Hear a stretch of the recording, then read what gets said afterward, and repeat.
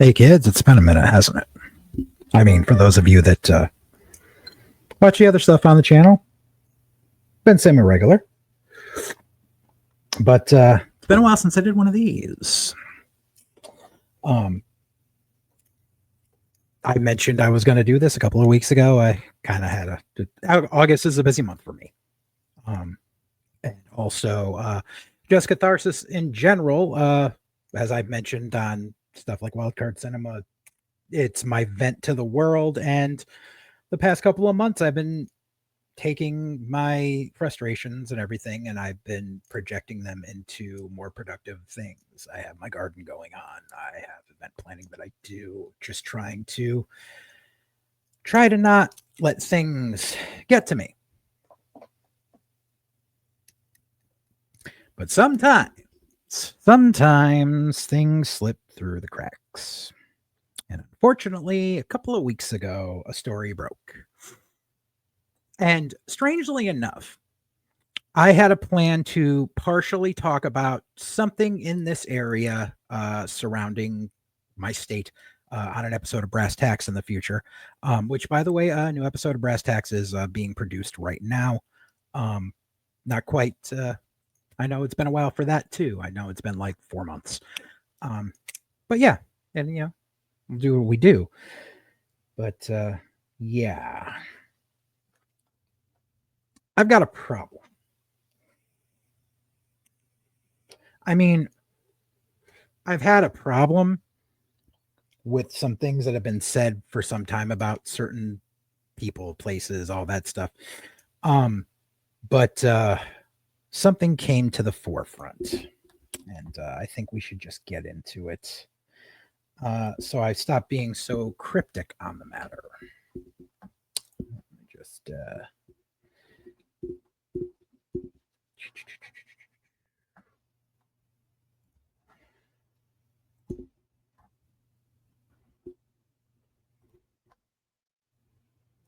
my apologies for technical difficulties. Like I said, I'm a one-man show today.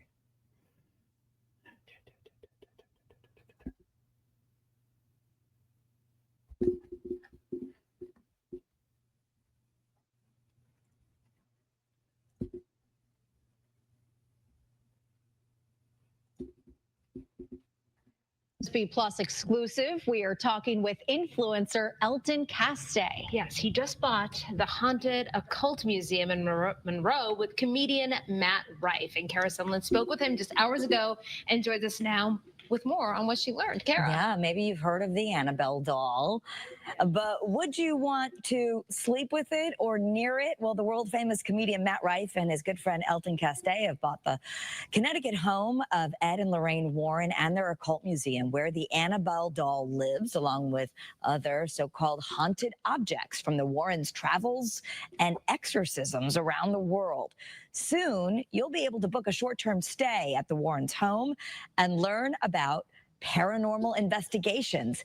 As for what you could see, so to have a full intensive kit of every type of paranormal tool you could ever want in the home, when you show up with instructions on how to use it, I'll even be providing cameras like night vision cameras. Just to be clear, Annabelle's one of the items you would be around, and what would be some of the others if you decide to make this a stay at the Warren Home and Museum?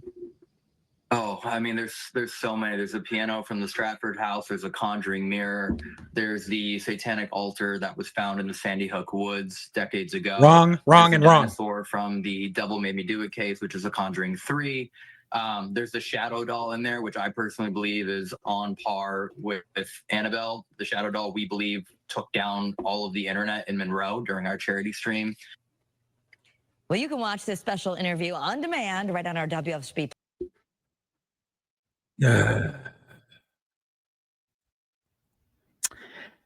Okay, so where to begin here?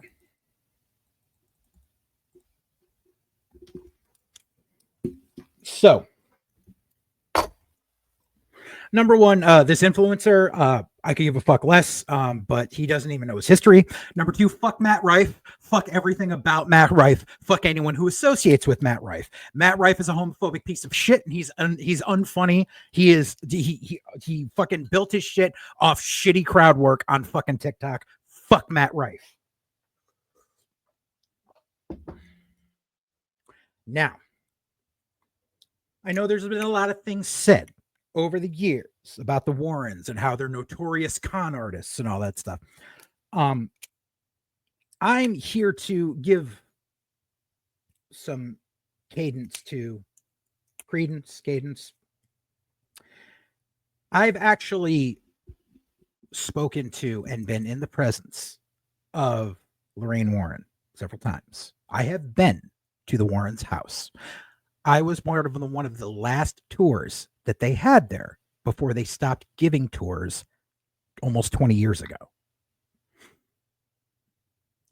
When I went, Ed was still alive, although he was in a hospital bed in their house.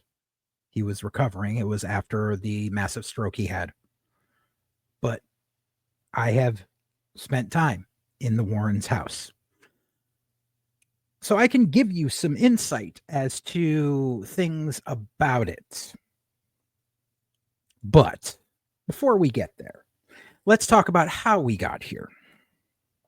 Shall we? So you see,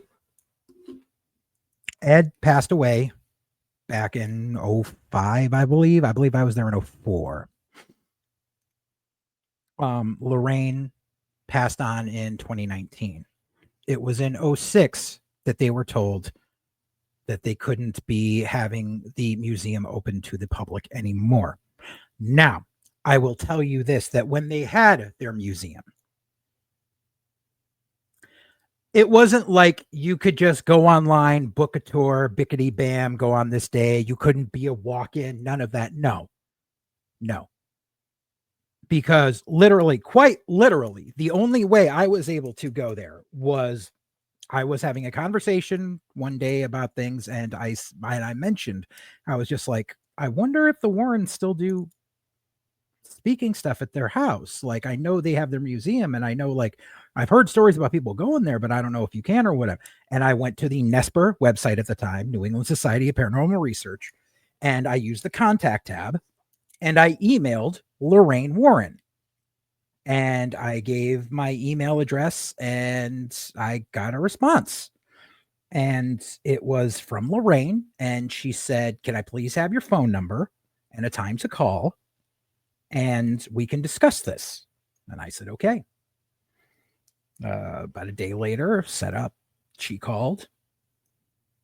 Very pleasant woman. She said, yeah, she's like, it's amazing. She said, no one's really talked about this in a while. And, but all of a sudden there's, got a few messages in the past, like week and a half or so, asking about the museum. So we'll put together a tour group, and we'll arrange a day, and we'll let you know, and all this stuff. And I was like, oh, that's wonderful. So she told me, she told me the date. And she gave me driving directions over the phone. This is how long ago this was, because it wasn't widely known to the public where they lived. Why? Because Ed and Lorraine kept a very private life. Yes, they had this museum, but they would do maybe 3 tours a year. They weren't doing this shit on the reg. That's what people don't seem to understand. People want to say they're notorious con artists. You saw the pictures of the house in that news clip. Does that look like a mansion to you? No. They were not rich people. They didn't take money for what they did. They would take gas money, maybe the money for the motel stay overnight if it was a long drive. Lorraine used to do lectures at the local colleges around here around Halloween, where she'd talk about their big cases and everything, years before the Conjuring movies. And it was expensive to go to those lectures, but the reason it was expensive was because Lorraine was doing that as a fundraiser for the school. The school was getting that money, not her.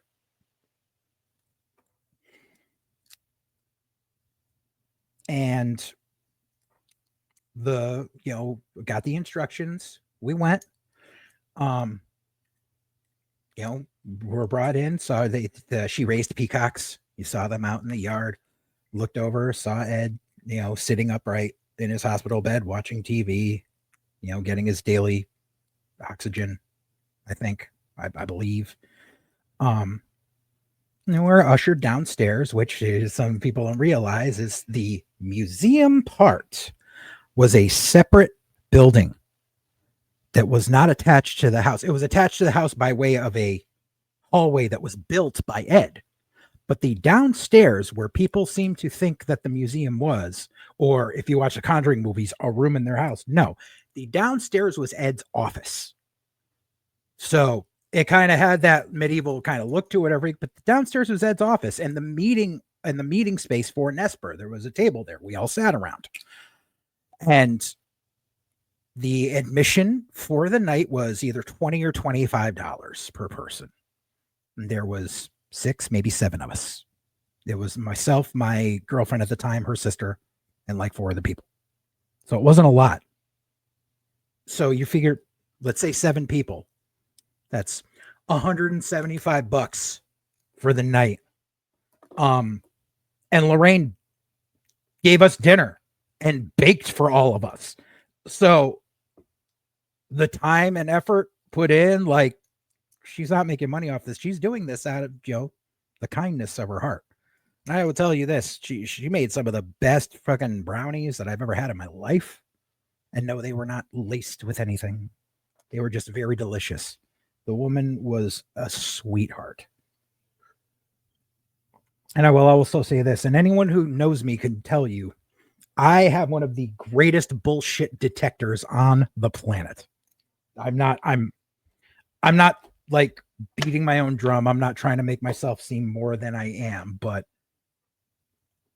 most people know if my gut feeling tells you stay away from someone or something, you can take that to the bank. And if I get a bad feeling about someone, you can trust on it. And if I trust someone, you can usually trust that too. And Lorraine was a wonderful woman.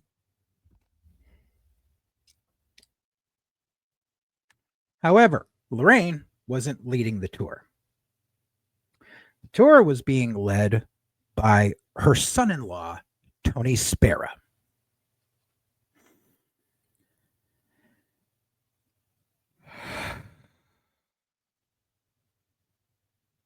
We'll get back to him because I'm going to weave in and out of the story of that night and the stories that lead forward. So, we sat around, we talked, we watched the film strips of stuff. She had a videotape with a trailer that had been made up because originally before Warner Brothers had bought the rights to all the Conjuring stuff, originally Fox owned the rights to the first right of publication to do a series on the Warrens. And she showed this trailer that they produced. Originally, they were supposed to get a series in the late 90s that was supposed to air back to back with the X-Files on Fox. But at the time, it had fallen through. And I remember in 2004, Lorraine said, the talks are on the table again. That was when things started rounding about to things getting sold to Warner Brothers and the Conjuring movies starting to get made. So it was, developmental hell, but it was brought back to the foreground, and Lorraine was very happy about it.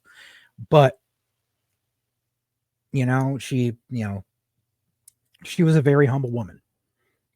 We did all that stuff. And then, after a couple of hours of talking about things and her telling the story, literal Q&A, anything you wanted to know, just sitting there with Lorraine and telling, her telling the stories and, just fountain of knowledge. What beautiful woman. Like, talked about, because I grew up in, half my life, I grew up in Southington, where a famous, they wrote a book about the house in Southington in a dark place, which became the basis of the Haunting in Connecticut movie that had nothing to do with what actually happened, but it's Hollywood sensationalism for you. We also talked about her and her husband had actually been to my church on a couple occasions because of activity there. And whether you believe in the afterlife, in spirits, anything like that, that's up to you. I'm not saying, this is proof positive, proof negative, whatever. I'm just saying that, people run in the same circles. See with it what you may. But I will tell you that Lorraine was an honest person and she was not a con artist. Tony Spera, on the other hand, is a low down, dirty fucking grifter. Always has been, always will be. And it was prevalent right from the beginning when, before we went into the museum portion, he had to show a videotape of his old cable access show that he had where he interviewed Ed and, you know, was all hamming it up and everything to put, you know, to get famous because, you know, it's the famous Warrens Museum, yada, yada, and all this shit. And, you know, done up in a bad, Halloween shop fucking cape and top hat and shit. It was cringe before cringe was the fucking apropos term.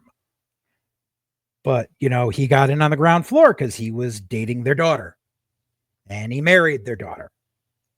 And the daughter didn't really want to have a lot to do with the stuff that her parents did, which, that's been embellished by Tony a lot. Basically, she just didn't want the notoriety. So she kind of stayed out of it. But Tony joined Nesper, and Tony took the fucking forefront on everything having to do with the fucking Warrens as they were getting on in years. And I wholeheartedly believe that the reason why so many people think the Warrens are giant con artists is because of Tony. Sidetrack story. Stay with me. So after Ed had passed and before Lorraine had passed, but after Lorraine had stopped making public appearances because she was getting on in years and she just wanted to, her health was what it was and she didn't want to travel a lot and everything. I believe somewhere around 2012, 2013. I got a bunch of free tickets to stuff from a friend. I don't think it was from Matt. I don't think Matt was working for 104 yet. So I think it might have been Johnny Promo. I got a bunch of tickets to a bunch of stuff, comp tickets. And one of the sets of comp tickets I got was for an evening with Tony Spera at a local college. Don't quote me. I think it might have been Sacred Heart or it might have been UNH. I think it might have been UNH. Might have been University of New Haven. I think it was because that's where the wife went to school. And I was like, well, it's free. I was like, and by this time, the first two Conjuring movies had come out. So maybe it was a little after that. Bear with me. I'm not going to Google it, but you can figure out around the time frame. The Conjuring 2 was pretty fresh. So it was around that time. But the Annabelle movie had not come out yet. So somewhere around that time frame. Then it was October. So obviously, we go in and I was just like, well, yeah, because I'll see what he's talking about and, watch some of the old film strips and stuff that I saw from the tour that night, many years before. And, it's free. So, why bother? Why not? And I will tell you that hall was not that full. I mean, we were on the second tier back just because I wanted a better view, but there weren't a lot of people there, and I had comps. I'm pretty sure a lot of other people there had comps too. I'm just saying.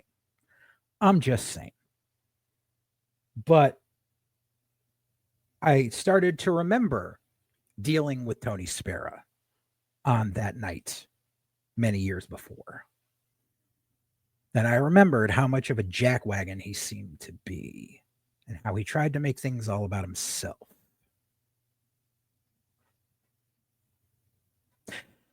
So,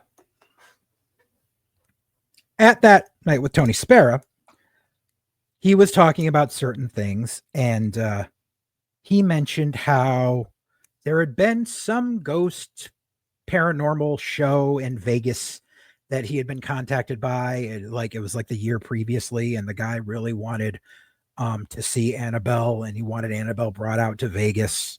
So Tony tells this big elaborate story about how, oh, he put 4 sets of arm-length gloves on and cover and then washed the hands on top in holy water, dipped him in holy water, and then took Annabelle and put it into a crate that had a bunch of, and then closed it and then did it, like whole bunch of carny bullshit. This is coming from a carny.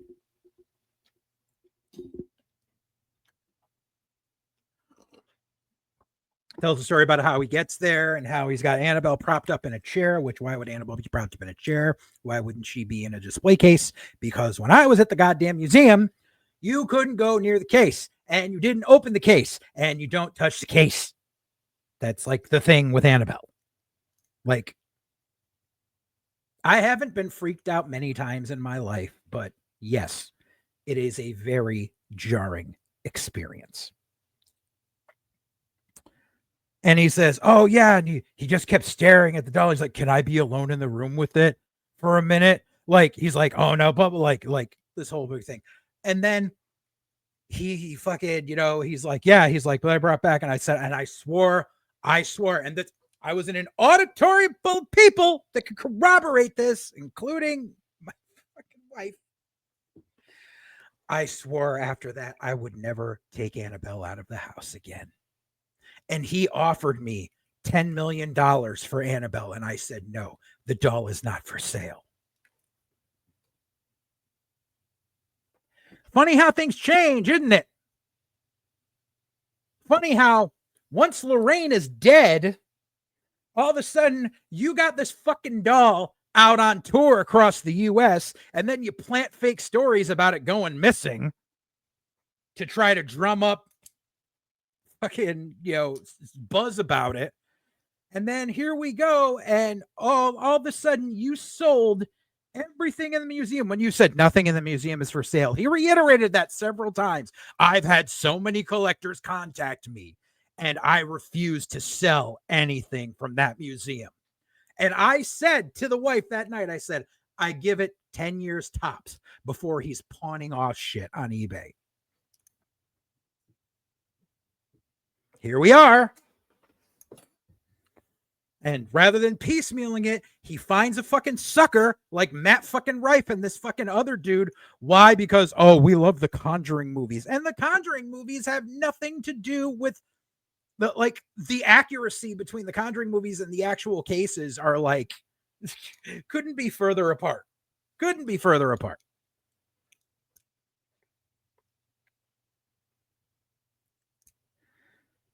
So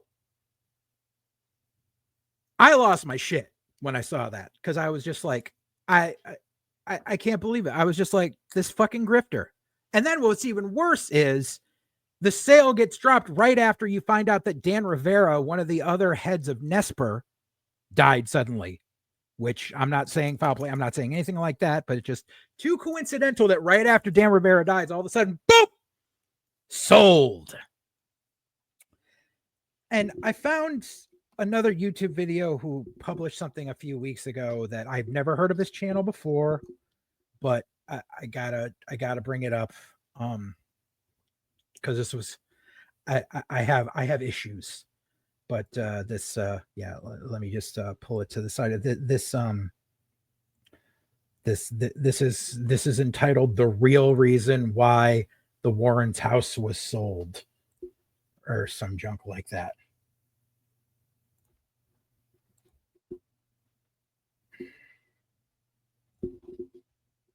So now Tony Spera confirmed that Matt now serves as a legal guardian of Annabelle and the rest of the collection for the next 5 years. And they plan to reopen the museum for overnight stays and tours starting in summer of 2026.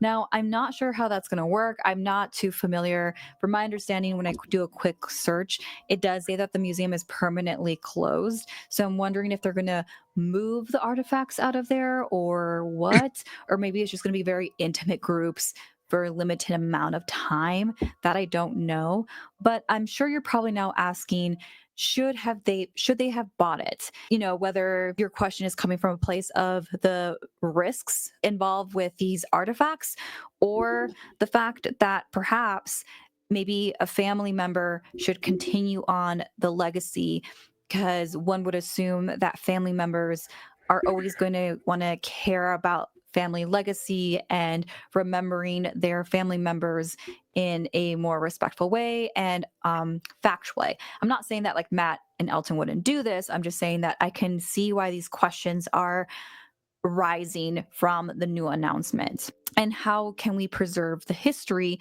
of the Warrens, the museum, and all of that with so many murky waters, such as the museum permanent closing down, to they're kind of now steering away and allowing outside people purchase something that once belonged to a family.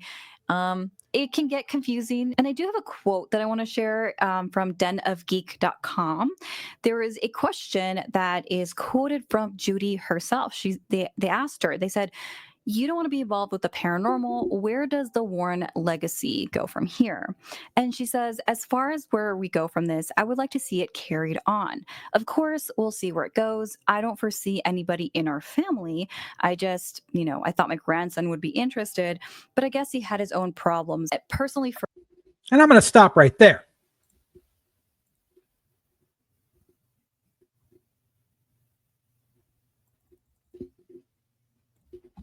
So,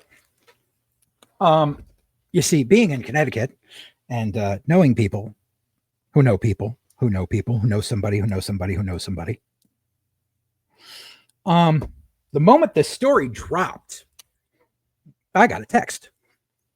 I got a text from someone who is close friends with said grandchild.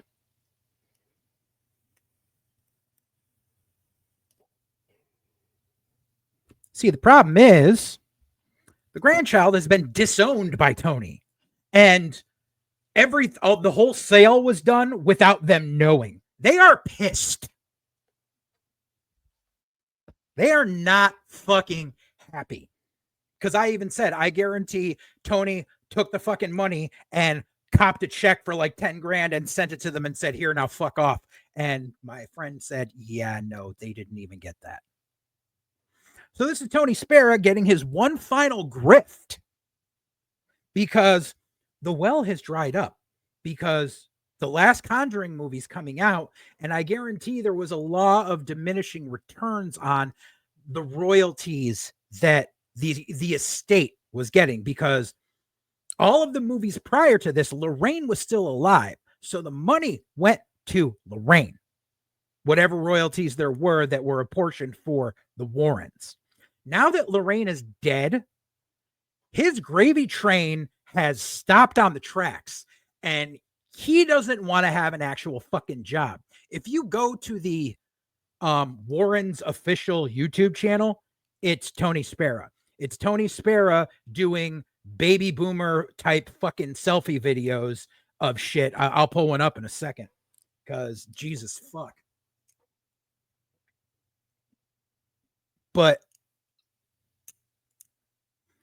he needed that one final grift, because he's done nothing else with his life except be known as the son-in-law of Ed and Lorraine Warren. Failing upwards. Because Judy didn't want a spotlight. But you damn well know he did, because if that meant that he wouldn't have to fucking put in work. So now we have the situation where the Warrens' house has been sold. But apparently they're only the custodians of all the artifacts for 5 years. Is that like a contract that was signed where they can't start selling off the shit for 5 years? Because that's what I feel what that is. I feel like they're going to fucking hold on to the shit for 5 years. And then by that time, Matt Rife's gravy train will have dried up as well. And this Castille fucking guy who I've never fucking heard of, there's probably like, influencer money will have dried up. So then they can start pawning off all the shit that's in there. I guarantee that's the plan. It's grifters begatting more grifters. It's just like Matt James talks about on White Heat, where bad wrestling companies begat more bad wrestling companies. It's a long grift. That's all it fucking is. Because the grandkid wanted that stuff. The grandkid wanted the legacy to stay intact. But nobody's paying to talk to Tony Spera anymore. You can go on YouTube and look at the algorithm of people that have interviews with Tony Spera from the past 3-4 years, and everyone's got like, every channel that does it has like, maybe 500 hits on the video. Nobody fucking cares. If you put Warrens, people might click on it. Tony Spera, nobody gives a fuck, and rightly so, because fuck that jackass. So going back to that fateful night 20 years ago. Really makes me feel old when I say that. So we go in to the museum, and there's a few key items that get pointed out right away because the story's out there. The organ, not piano, organ, because it needs air to pump. That's the whole reason, is they would hear the organ playing in the middle of the night, which is impossible because it wasn't connected to air tubes. It's not a piano. It's a fucking organ. It wasn't a satanic altar. It was a wooden idol that was the height of me.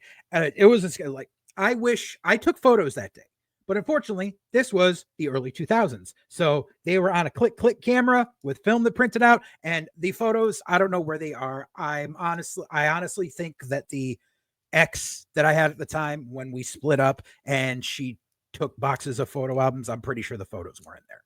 So even if she has them to this day, I don't know. But I took photos that day. And I remember it was a whole hoopla of like, there was string along the carpet on both sides with these things. It's like, if you accidentally touch anything, let us know right away because we have to cleanse you. Like, big to do. So there was the organ, there was Annabelle, there was the coffin, there was the curio cabinet with the mirror that was based, from The Conjuring 1. There was the statue, and there was the curse doll, whatever the doll he called it. It was a curse doll. It was a doll that was made up of bones of different, like people and animals and everything. The whole thing was, it's like, if you take a picture of this and send it to someone, they're supposed to be cursed. That was what the person in the, that was the story that went along with it, yada, yada. Besides that, there is a ton of stuff in that small space because the museum itself was for lack of a better term, it was like a 2-story shed. It was like a barn. It was like a barn that was converted, that had electricity run out and not connected to the house. But it's, and the Warrens' house itself, like I said, they're talking about letting people stay overnight. It's like a 3-bedroom house. It's not like the Lizzie Borden house. It's smaller than that. My house is only slightly smaller than the Warrens' house. Like, once again, going to show that they weren't millionaires. So I remember being on the tour. I remember looking at certain things, and Tony was leading the tour while Lorraine was tending to Ed. And anything besides those key 5-6 items, he didn't know shit. It was like going to a brewery and getting led on a tour by someone that's never had a sip of beer in their life. Like, we're pointing out, and I remember too, because, and I wish, like I said, my ex's sister actually brought her little video camera and she videotaped some of it, because there was video of me. I should contact Katie and see if she still has it. She probably doesn't, but there's video of me asking Tony Spera. I'm like, that Iron Maiden poster on the wall, what's the story behind that? Oh, that came from a house that was possessed.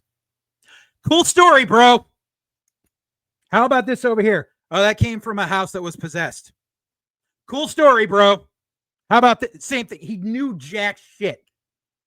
He was skating off of his in-laws' fucking notoriety.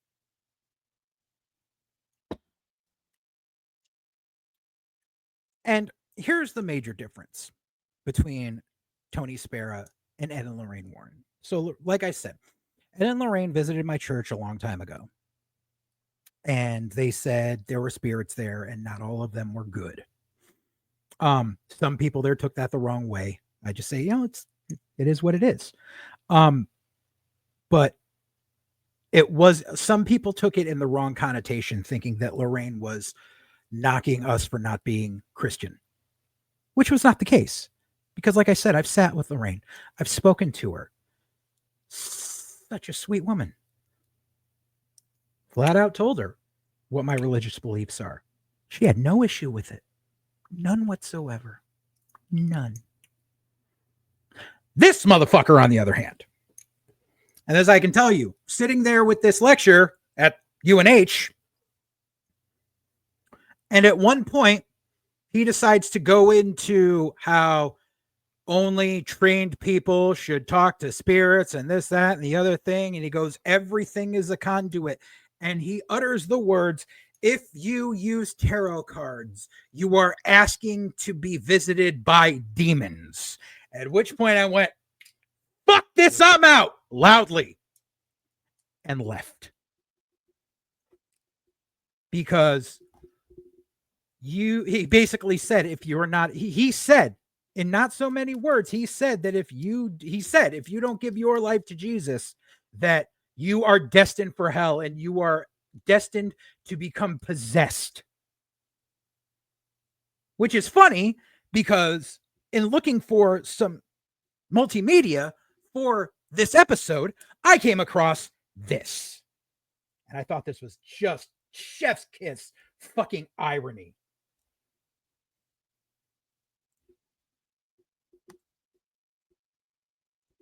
Which, by the way, right now, if you can see, he's going to move around. He is actually doing this with a webcam on a fucking laptop in the museum portion. And this was 5 years ago. So this is after, this is long, the museum's closed. You can see the Annabelle case behind him. And other people who say, oh, that's blasphemy and that's fake, that's your opinion. I don't tell you how to run your religion, do I? I don't tell you what to believe in, do I? Yeah, you do. No, I don't. Yeah, you do. So please refrain from telling me that I can't or shouldn't pray to saints, because I'll do what I want. I hate to say that, but I'll do what I want. Yeah, apparently, yeah, you will do what you want, you fucking grifter.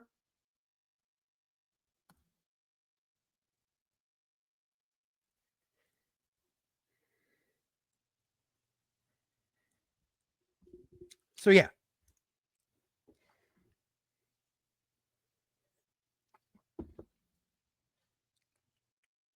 So now let's get on to the matter, wrap this up, about why the museum was initially closed down. So the Warrens live, because people like that other video I found, she's like, oh, it must be on a narrow street, blah, blah, blah. No. You see, this is what happens when you have someone who's been to the house and who lives in the state and who could, it's been 20 years, but I could get you there blindfolded right now. Good sense of direction. So they lived, because unfortunately, both passed. The Warrens' house was on a cul-de-sac of a dead-end street. Very, very set back from the main road. Like you have to go through a very thick neighborhood in order to get to their house. And that's why, and they, like I said, they didn't advertise, come to the Warrens Occult Museum, yada, yada. Like the little sign that says, occult paranormal, that was, you could only see that sign in their backyard. Like you couldn't see that from the street. Like the way they were set, you couldn't see anything.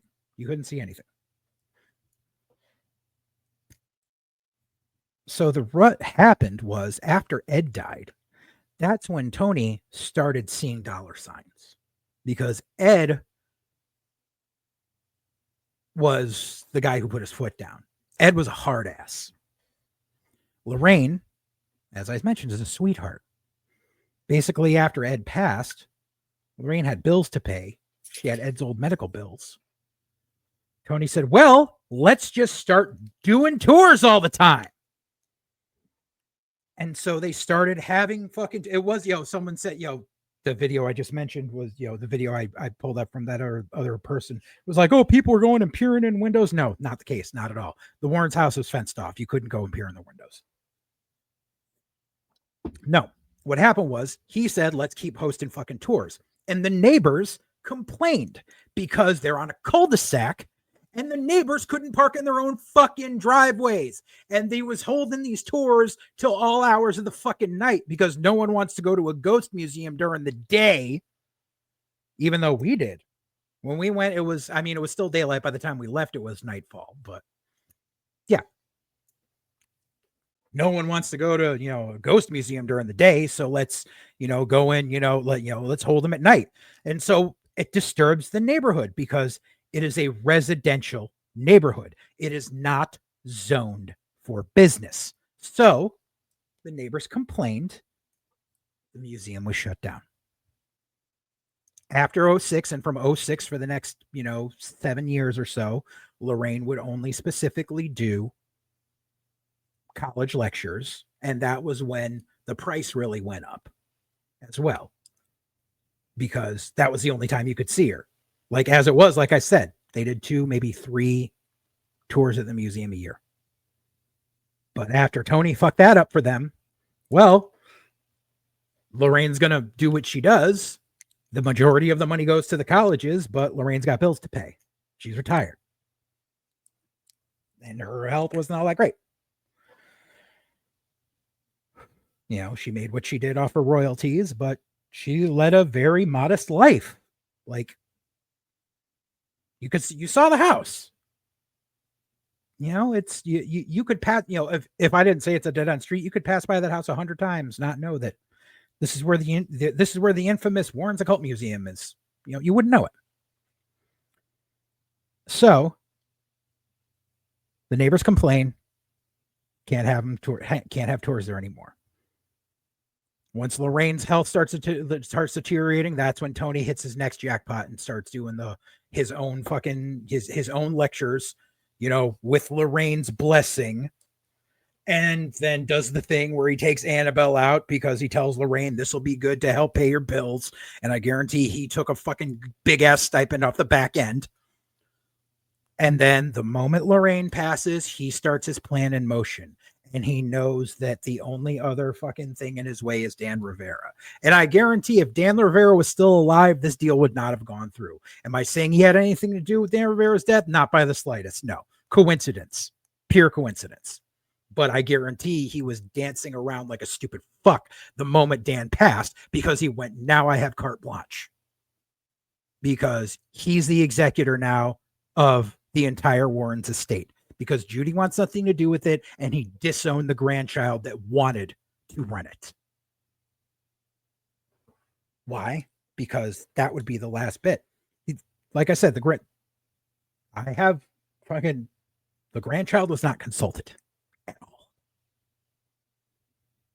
And God knows what's going to happen now, but I will tell you this.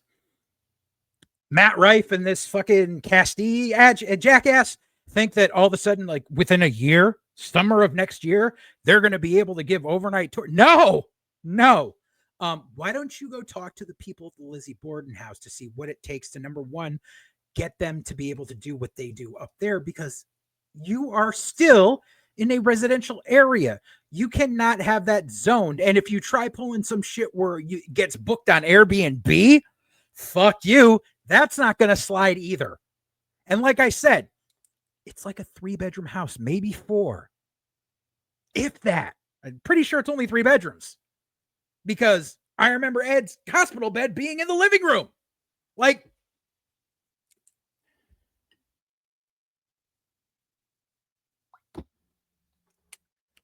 you can't just go and say, I'm gonna, and then expect to be able to do it because you're famous. Fuck you.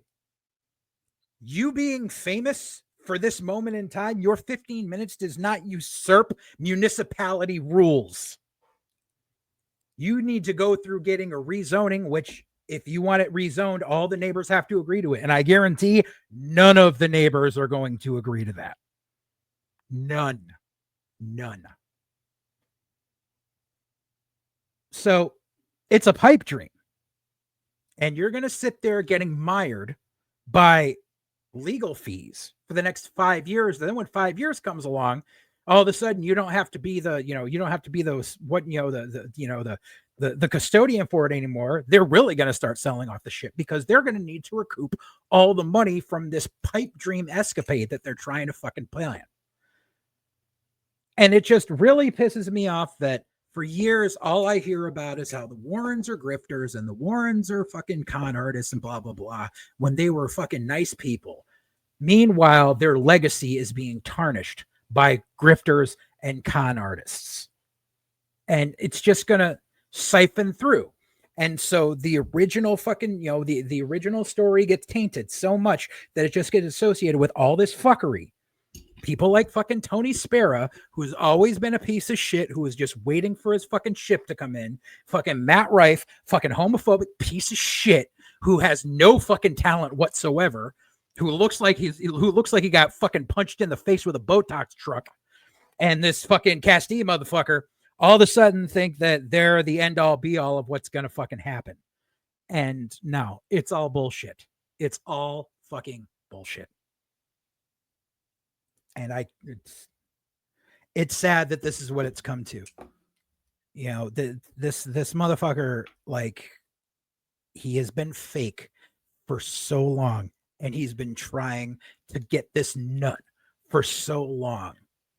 And now he's got it, and God knows what's going to happen, because there's going to be litigation. I'm telling you this right now. One way or another, between town zoning, between, contract dispute, between litigation of who gets what, when, and where, and how. This is not going to end well for any of them, which I find ironic, but hilarious, because that is ultimately the curse. The curse of the Annabelle doll, the curse of the Warrens Museum, the curse of all the artifacts that are there. This is going to be that legacy. It's going to be these fucking chuckle fucks tearing each other apart for the foreseeable future. And that's all I got for today. New episode of Brass Tacks coming up soon. There may be another Catharsis coming later this week. For those of you that were looking for my ongoing Bristol saga, that may come back soon. But right now, I just had to do this. So thanks for stopping by. Hold on. I got to do my thing. Titus, come here. Titus.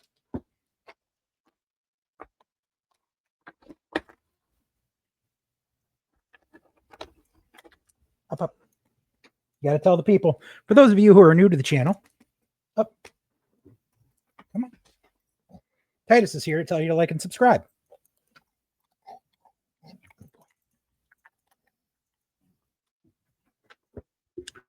So yes, please like, subscribe, leave a comment.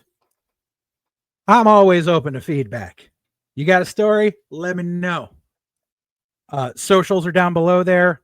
The Full Circle Radio Facebook page, my Twitter, and my Blue Sky. Go follow those. But yeah, I'm out of here. See you soon. It's the calm's gonna get you. Gonna knock you out.